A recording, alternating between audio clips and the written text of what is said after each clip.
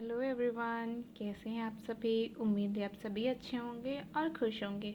जैसा कि पिछली वीडियो में मैंने आपको बताया था कि कैसे दोनों की दूसरे जन्म की कहानी की शुरुआत होती है। इधर जॉन जे अपने वेकेशन के लिए उसी समंदर के पास आता है जहाँ वह जलपरी होती है।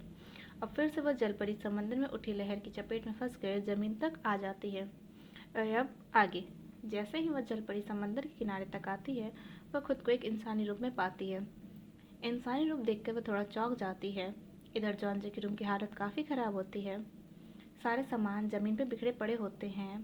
रूम की ऐसी हाल को देखकर वह समझ जाती है कि कोई चोर घुस गया है।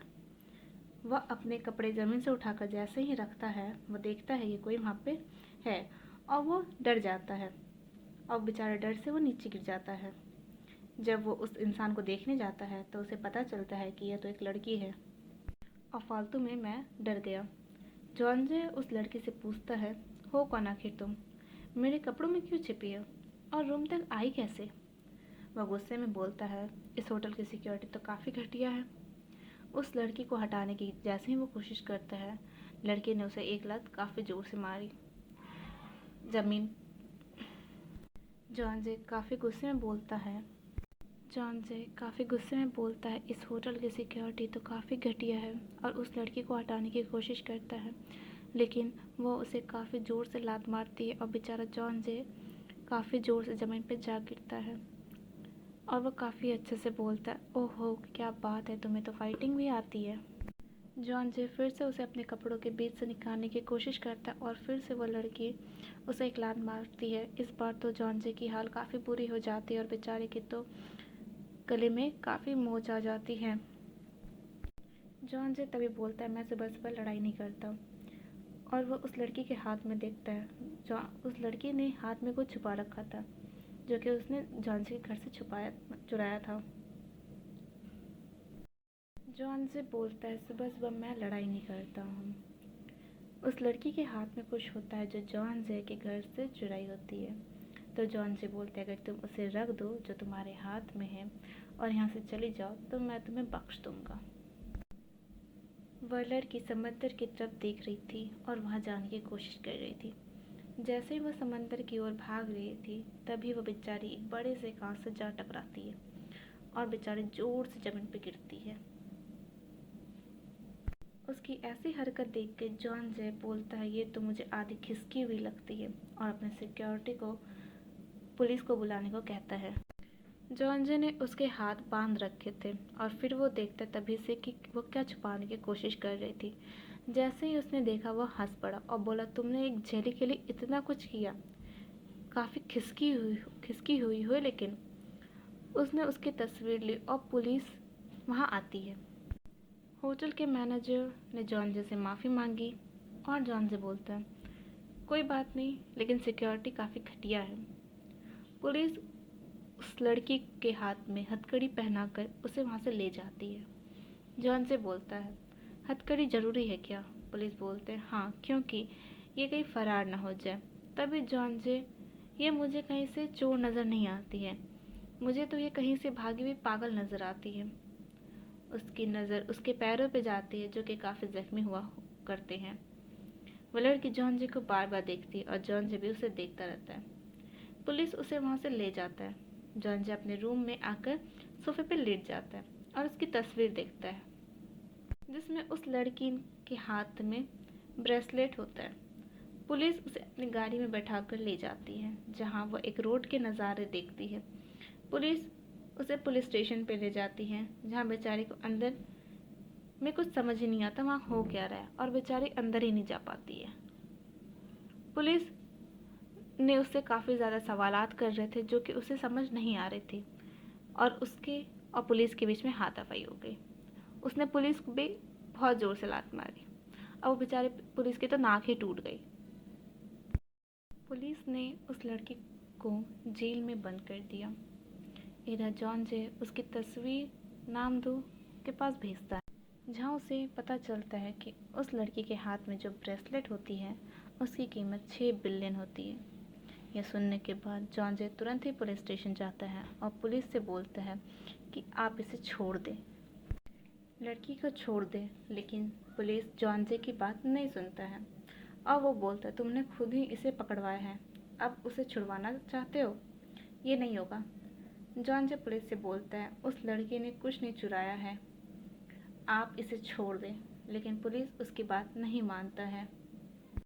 जॉन जे को किसी भी हाल में उस लड़की को जेल से निकालना होता है। तो फिर क्या था, उसने काफ़ी अच्छे से इल्यूज़न क्रिएट किया और वो उसे बताता है, दरअसल ये मेरी बीवी है और हमने अभी अभी शादी की है। देखो, वो वेडिंग ड्रेस भी पहनी हुई है। हम दोनों हनीमून पे जाना चाहते हैं, लेकिन वह यहाँ फंस गई है। ये बात सुनते ही पुलिस बोलता है, मैं आपसे माफ़ी मांगता हूँ और इन्हें यहाँ से छोड़ देता हूँ। फिर क्या, उसने उसे जेल से निकलवा लिया। जॉन जे उसे वहाँ से निकालने के बाद उस लड़की को अपने साथ चलने को कहता है और सुबह की हरकत के लिए माफ़ी मांगता है और सॉरी बोलता है। जॉन जे उस लड़की से हाथ मिलाना चाहता है, लेकिन उस लड़की ने हाथ नहीं मिलाया। बेचारा शर्मिंदा हो जाता है। जॉन से जैसे ही उसके ब्रेसलेट को टच करने जाता है, वह लड़की फिर से उसे फाइटिंग करने के लिए स्टार्ट हो जाती है। उसकी ऐसी हरकत को देख के जॉन जे उसकी ब्रेसलेट की तारीफ करने लगते हैं और वो शांत हो जाती है। जॉन जे उसे साथ चलने के लिए बोलता है और अपनी हरकत के लिए माफ़ी मांगता है और कहता है, सुबह की हरकत के लिए माफ़ कर दो और मैं तुम्हें एक गिफ्ट देना चाहता हूँ। और वो उसे टी शर्ट पकड़ के उसे ले जाता है। तभी वो दोनों रोड के किनारे के बीच आते हैं। वह लड़की बिना रेड लाइट के सिग्नल को देखे हुए आगे बढ़ने लगती है। तभी जॉन जे उसे पकड़ लेता है और बोलता है, रेड लाइट दिख नहीं रही है, रुक जाओ इधर ही।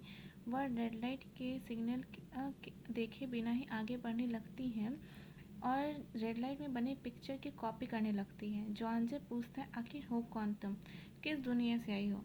जॉन जे उसे लेकर मॉल चला जाता है, जहाँ उस लड़की को सब कुछ नया लगता है।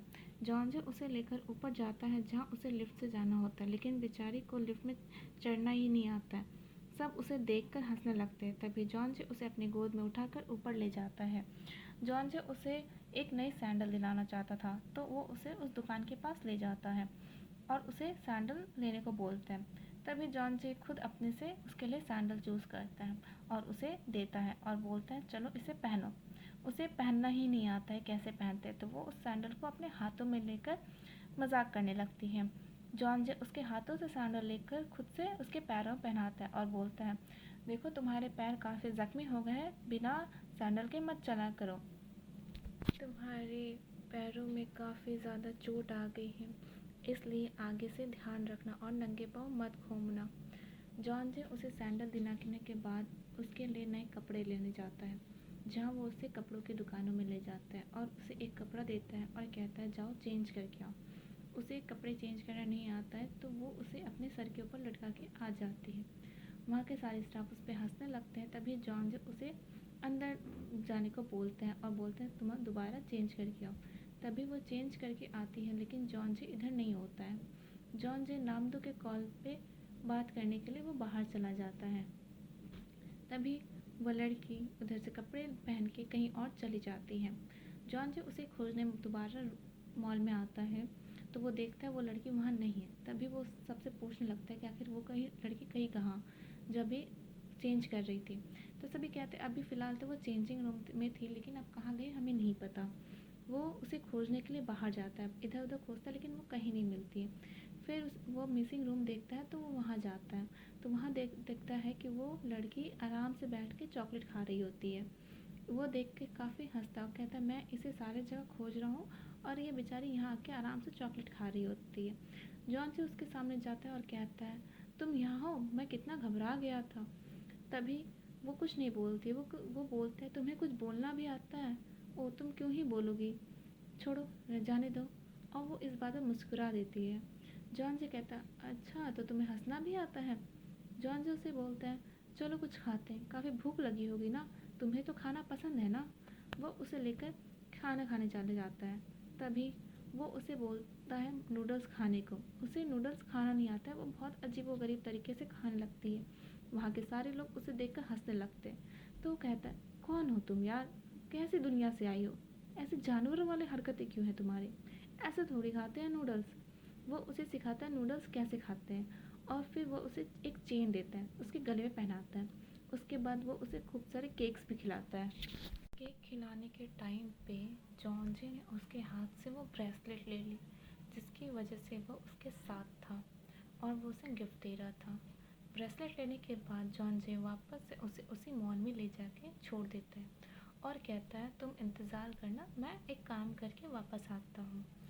जॉन से वापस आने के बाद नामदो से बात करता है और नामदो कहता है अब जल्दी से वापस आ जाओ। जॉन से कहता है मुझे अभी थोड़ा काम है, मैं बाहर जा रहा हूँ।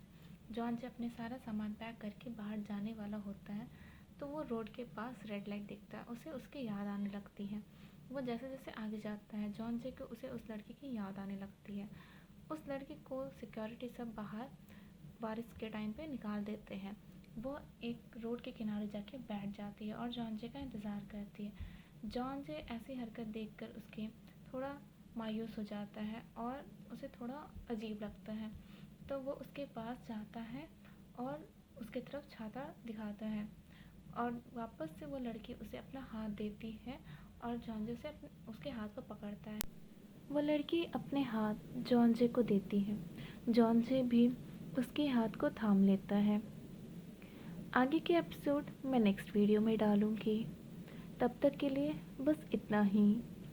आगे हमारे साथ जुड़े रहने के लिए इसी चैनल को आप सब्सक्राइब कर लीजिए जल्दी से, और मैं बताती रहूँगी आगे क्या होता है।